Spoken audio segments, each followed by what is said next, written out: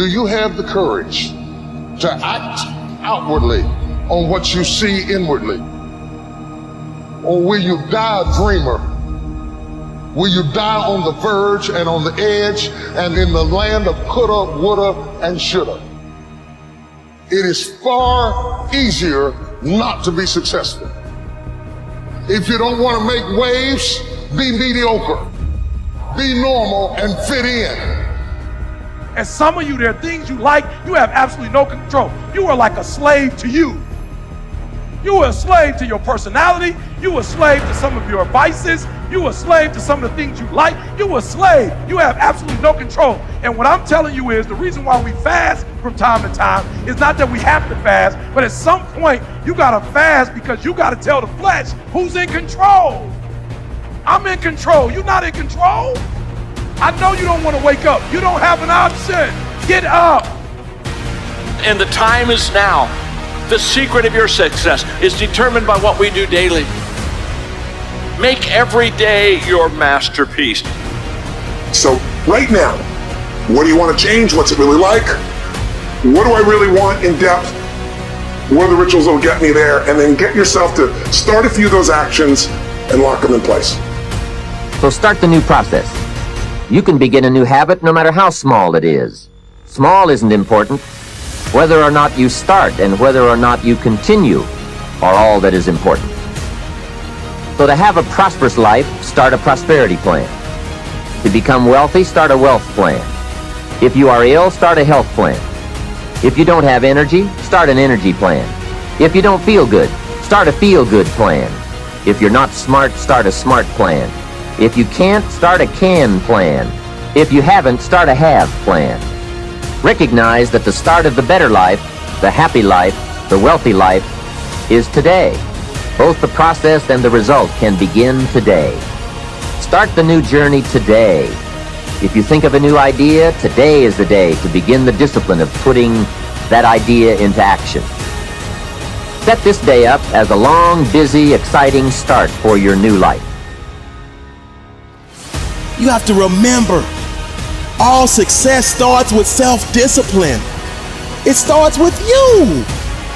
Abraham Lincoln said, discipline is choosing between what you want now and what you want most.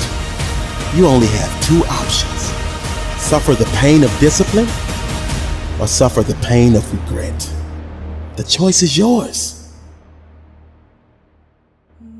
Get some momentum going on your new commitment to the better life.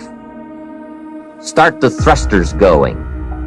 Prove to yourself that waiting is over, hoping is past, and that faith and action have now taken charge. It's a new day, a new beginning for your new life.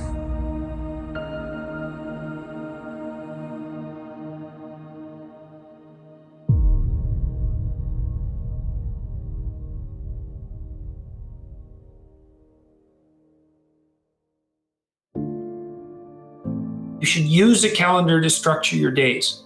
Because if you know what you're doing tomorrow, it decreases your anxiety substantially because you need that kind of structure. You need a pathway. You need to have a map, and you need to know where you're located on the map, and you need to know how you're moving forward. And that gives you hope because you're moving towards goals that you regard as worthwhile. And it stops you from being anxious because you're not entirely directionless and lost. And so learning how to manage your time is useful. And you can start with a calendar. You can start with simple things like you can put in, well, when you're likely to go to bed and when you're likely to get up. And regulating that's useful. That should be relatively ritualistically consistent. And finally, a fifth way of being that is new. For me, it has become a way of life. It's called serenity instead of acquisitions. The more you try to acquire, the more you try to get, the more you try to collect in your life and evaluate yourself on the basis of that, the less serenity you're going to have. More is less. It's almost a secret of the universe. Serenity means inner peace. It means that you can find joy in every moment that you have in your life instead of always looking for it. It means that while you are driving along the countryside, you know, and seeing, instead of saying, oh, I'm on my way to this point, that you can open your eyes and see it with new eyes. See the rolling mountains, see the grass, see the deer, see the sky. You can just stop wherever you are in this second, wherever you are, and just look around you, and you can begin to appreciate just your surroundings and your environment. Then you can begin to appreciate the people that are in your life, and even the ones that are negative and you're having the most difficulty with. You can practice a new way of being with them, which is sending them love, sending them flowers, send them books, send them a tape, send them something, and just see what kind of reaction that you get. Super emotional health is just an attitude. An attitude is everything. The aims that you have in your life, the ethical aims, and those are the aims that direct your actions, also direct your perceptions, that this is true at a neurophysiological level, and that much of the way that the world manifests itself to you is a consequence of the structure of your ethics. So it's your ethical structure that's instantiated neurophysiologically that serves as an intermediary between the world of phenomena, let's say objective phenomena, and your perception of that. And you see the world through an ethical lens. And what I want to know is why we weren't taught these things growing up. Me too. Tell me. Right? So if they were like, okay, Tony, we're giving you the key to the education system. Yeah. And how would you apply, what teachings would you apply into about finances, learning about this, how to generate wealth as opposed to trading time for money, but really leveraging it and investing it the right way? What would you start implementing? Well, the first thing you want to teach anybody, a child, a kid, anybody, is that you'll never earn your way to freedom. You just don't. You look around and you see, Curt Schilling, if you remember from Boston Red Sox, made $100 million a year. He's broke, bankrupt. I asked Warren Buffett, I said, what made you the wealthiest man in the world? And he smiled and he said, 3 things. He said, living in America, great opportunities, having good genes, so I lived a long time, and he said the last thing is compounded interest. And we all know about compound interest, but I give the example in the book of this guy, Theodore Johnson, worked for UPS, never made more than $14,000 in income in his entire life in a year. And in old age, he was worth $70 million. And how did he do it? All he did was he took a percentage of his income. His percentage was 20%. Now his family said, we can't save any money. But he met a friend who said, if you pretend there's a tax, and the tax just took the money away from you, and you never see it, the money just comes out of your account and goes in an investment account, you'll be financially free. So he was disciplined, he didn't look at it, it happened.